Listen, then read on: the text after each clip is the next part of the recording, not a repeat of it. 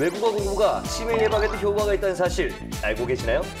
소리를 내서 크게 읽는 것이 가장 효과적인 외국어 공부라는데요. 영어 공부하기 좋은 드라마도 소개해드립니다. 세상 사는 고민과 지혜를 모아 기상캐스터들의 유쾌한 날씨 생활 토크쇼 기상캐스터! 안녕하세요. 잘 지내고 계셨죠? 너무나 잘 지내고 있죠. 네, 사실 저희가 이제 새해가 되자마자 매년 저희가 세운 목표를 주제로 캐스터 특집으로 이제 또 전해드리고 있는데 이번 주의 주인공들은 우리 두 분입니다. 저희를 위한. 네. 감사합니다. 김수현 캐스터와 차윤희 캐스터의 그 새해 목표가 외국어 공부였잖아요. 맞아요. 아니 근데 뭐 주인공이라니까 좋긴 좋은데 그 외국어라는 게 잠깐 이렇게 단기로 공부해서 나오는 것도 아니고 저 그거 말고 딴 것도 많이 하고 있거든요. 운동. 변명하는 거죠 지금? 네. 사실 우리 김수현 캐스터는 이제 중국어를 열심히 해보겠다. 그리고 차윤희 캐스터는 독일어 공부를 해보겠다 했는데 잘 안 되고 계신 거예요 그러면? 아까 제가 예전에 조금 했다가 쉬었다가 다시 하려니까 어렵더라고요. 다시 초급부터 다시 준비하고 있다 보니까. 하기는 시작하긴 했고. 그럼요. 니하오.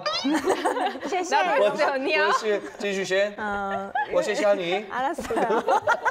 윤희 공부하고 캐스터는 있다며. 어때요? 저는 이제 발을 뺄 수가 없어요. 그러니까 저희 웨더 홈페이지에 기상센터 있잖아요. 거기 제가 하필이면 또 거기에 외국어 공부하기를 또 목표로 또 다시 한번. 그러니까 또 이렇게 하니까 우리가 그냥 넘어갈 수 없을 것 같아요. 해보세요. 이미 하신 거예요? 야, 이렇게 넘어가면 안 되지. 汉语很难但是汉语有意思 무슨 뜻이에요? 한국어 그냥 공부합니다. 모른다고 막 뱉으면 안 돼요. 한국어 아니죠. 중국어 공부하고 있습니다. 중국어 어렵습니다. 하지만 재밌습니다. 어머, 그래도 하네. 아까 엄청 연습했어요. 장난 아니에요. 사실 연습한 거는 열심히 하겠습니다. 근데 까먹었어요. 아는 걸로 해야지. 그래요. 알겠어요. 네네. 윤희 캐스터 어때요? 저도 뭐 간단하게 Guten Tag, ich bin Juni. Ich lerne Deutsch nicht so gut. Aber ich sprach Deutsch. 왜요? 못 알아듣는다고 막 하지 마. 그러니까 뭔가 좀 윤희 캐스터도 하긴 하는 것 같은데 문제는 이제 우리가 아무도 못 알아듣는 거니까. 그러니까. 왜냐면 저는 좀 쉽게 제가 아는 거 그냥 외운 거 말고 하는 거고 좀 약간 노력하는 좀 흔적이 있는데 노력했죠? 잘했네요. 네, 감사합니다. 사실 저희처럼 이제 많은 분들이 새해 그 목표로 외국어 공부를 하겠다 이렇게 세운 분들 참 많고요. 근데 또 새해 목표 실패한 게 뭐냐 했을 때 1위가 또 외국어 공부예요. 어려워요. 그만큼 어려운 거죠. 그래서 그런 분들 이제 오늘 저희와 끝까지 함께 해주셔야 될 것 같은데요. 여러분들은 외국어 때문에 좀 살면서 난감했던 적 혹시 있을까요? 저는 한번 이제 여기 입사하기 전에 스포츠 아나운서 시험을 본 적이 있는데 카메라 테스트를 이제 통과를 하고 그 다음 단계였어요. 근데 이제 딴 것까지 다 했는데 갑자기 이제 영어 인터뷰가 가능하냐고 물어봐서 정말 과감하게 쿨하게 못합니다. 너무 떨어졌구나. 저도 그게 이제 제가 좀 조그맣게 가게 하지 않았습니까? 근데 어떤 손님 중에 이제 외국인 한국말 전혀 못하는 이제 혼혈 친구가 있어요. 그렇게 와가지고 그것만 들으면 섹시가이만 들으면 섹시가 그 기상캐스터라고 했더니 섹시가이 그다음부터 뭔 말인지 전혀 모르겠는데 혼자 계속 웃고 있는 거예요. 결국에는 자기 자랑이잖아. 잘 지내지? 알겠습니다. 아니 그리고 또 이 외국어가 참 뭐라고 이렇게 외국인이랑 대화하다 보면은 작아져. 그렇게 작아져. 맞아요. 그쵸? 맞아. 직장인 분들도 그럴 것 같아요. 맞아요. 그 직장인 2명 중 1명은 본인이 외국어 실력이 부족하다라고 생각을 해서 열등감을 느낀다라고 해요. 실제로 설문조사를 해봤더니 직장 생활 중에 이 외국어 실력 때문에 열등감을 느낀 적이 있다라고 대답한 사람이 55% 이상이었다고요.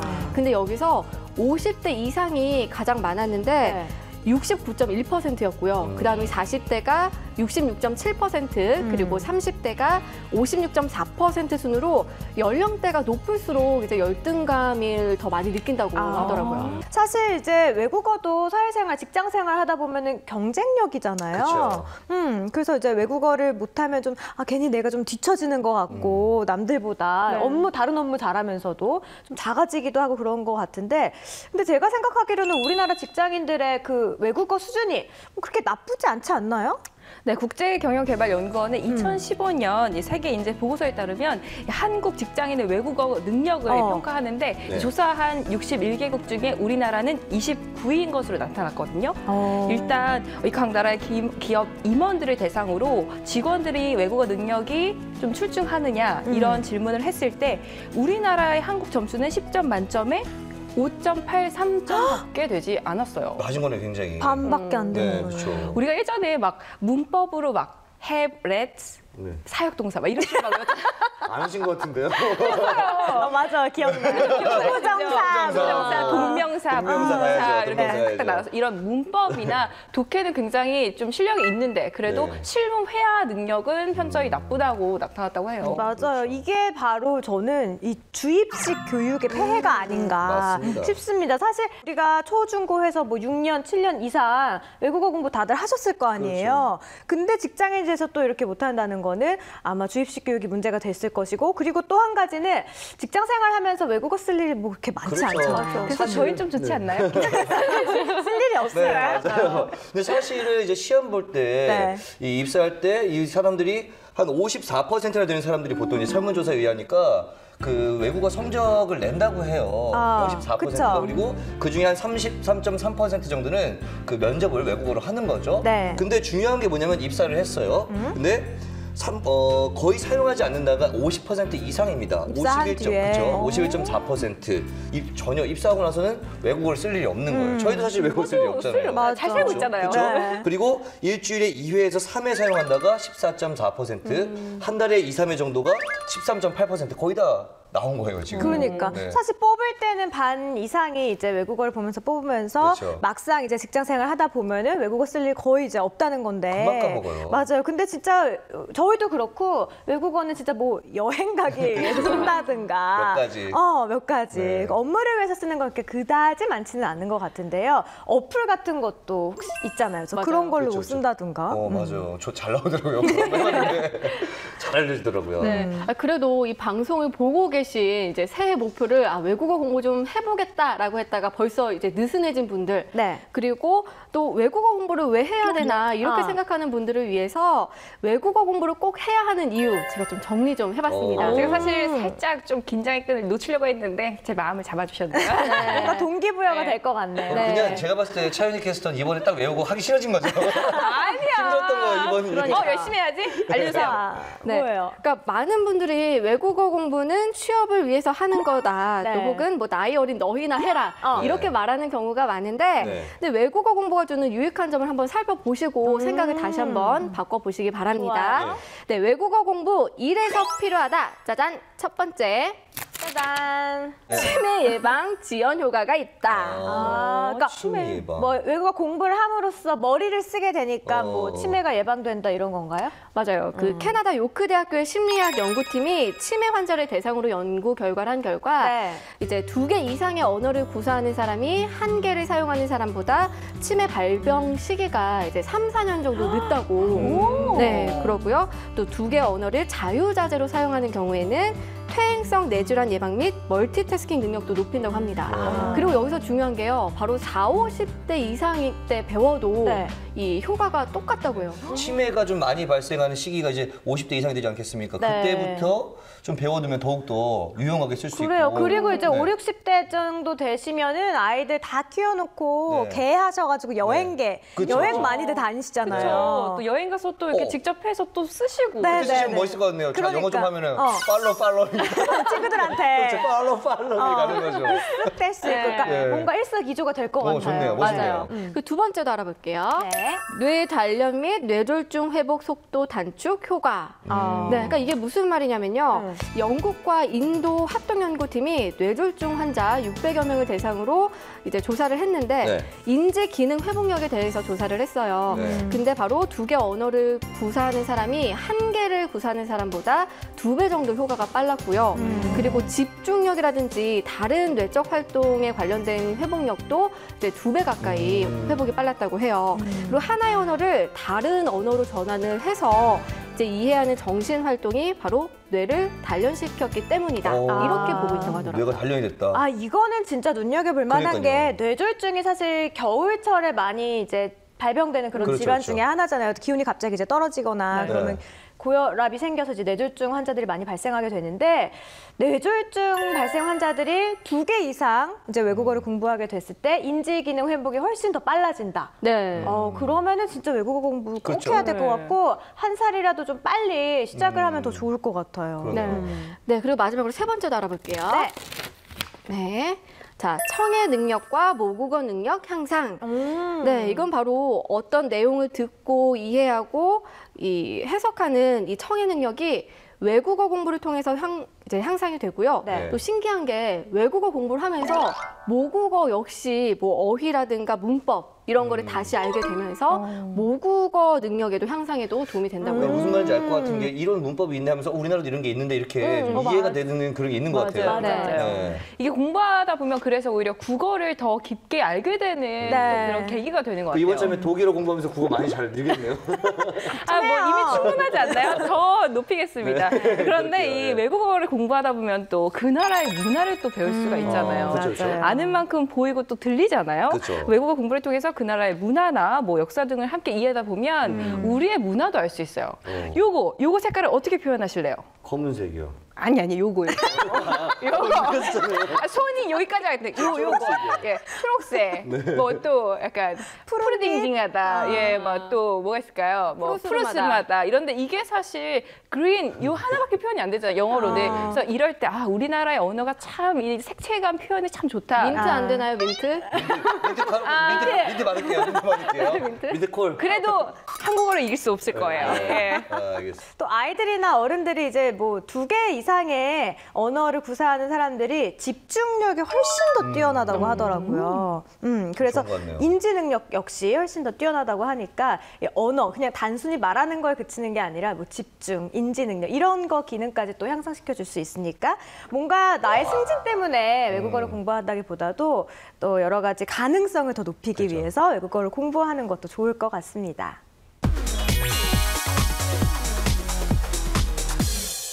자, 우리 외국어에 관한 이야기를 하고 있는데요. 우리 캐스터분들도 사실 뭐 여러 가지 외국어들 잘 하잖아요. 예, 맞아요. 예, 잘합니다. 그죠, 왜요, 저는?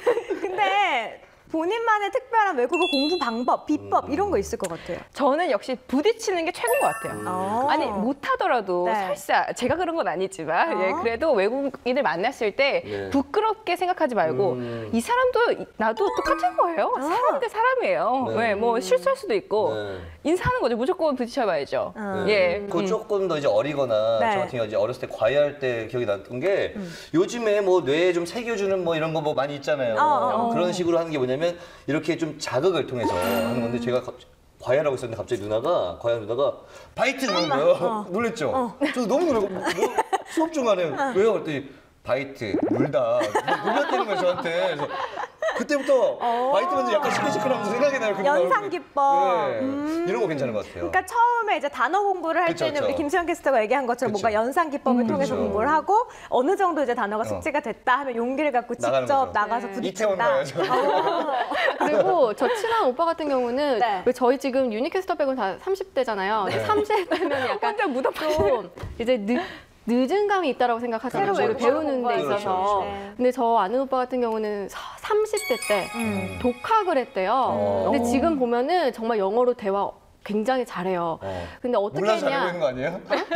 아니에요. 왜냐면 둘이 대화를 하고 있으니까. 네, 둘이 대화하는 걸 목격을 했으니까. 네. 근데 어떻게 했냐고 물어봤더니 미드를 그렇게 주구장창 봤대요. 미드. 네, 근데 미드. 미드를 보고 미국 드라마. 네, 그렇죠. 그리고 잘 때도 계속 꽂고 잤다고 하더라고요. 그러니까 대단하다. 이거는 진짜 미드도 한 가지 방법이 될 수 있겠지만 네. 그 언어에 진짜 미친 거죠. 그러니까 그 언어를 그만큼 사랑하고 그 열정 못 그렇죠. 따라가는 거잖아요. 열정. 그렇죠? 패션이죠. 즐거워하고 재밌어하는 거예요. 즐거워하고. 맞아요. 됐어요. 아까 독일어인데도 영어로 하고 있어요. 이걸 바꾸려고 이참에. 회화 테스트 좀 여러분들 좀 해야 될 것 같습니다. 네. 좀 예. 들어보니까 네. 굉장히 잘하실 것 같은데 그럼요. 제가 또 아랍어과 출신이잖아요. 아, 근데 아랍어과 나오는데 왜 영어 테스트를 해요? 그러니까 제가 제1 전공은 아랍어고 제2 네. 전공은 영어를 했어요. 괜찮죠? 내도 되겠죠? 인정, 인정. 인정. 아 근데 아니 그러면 아랍어로 뭐 좀 보여줘요. أدرس اللغة العربية والإنجليزية. 네? 아니 모른다고. 안사람이야 콜롬비아 거 아니에요? 그냥 나는 아랍어와 영어를 공부합니다. 뭐 이런 뜻이. 저랑 비슷하네요. 아까 워시시 하니. 아니 외국어는 계속 써야 되잖아요. 그쵸, 제가 그쵸. 안 쓴 지 한 10년 됐어요. 영어는 하실 수 있는 거죠? 네, 자 그러면 지금부터 영어 테스트 시작을 해보도록 할게요. 네. 자 여러분들은 지금 미국 여행 중이에요. 네, 여행. 네, 어디예요? 시애틀. 시애틀? 시애틀. 예. 근데 그쪽에서 네. 지금 여러분이 갑자기 네. 막 배가 아파가지고 네. 병원에 간 거예요. 호스피럴? 근데 닥터가 어디가 아프냐 어디? 물어봤어. 네. 근데 내가 얘기를 해야 될까? 지금 제가 막 토할 것 같고요. 배를 콕콕 찌르는 것 같습니다. 이거를 닥터한테 어떻게 얘기했어? 영어로. I'm sick. 오. 토할 것 같다. 오. 배를 찌르는 것 같다. 코스. help me. 알겠다. 소통된다. 된다.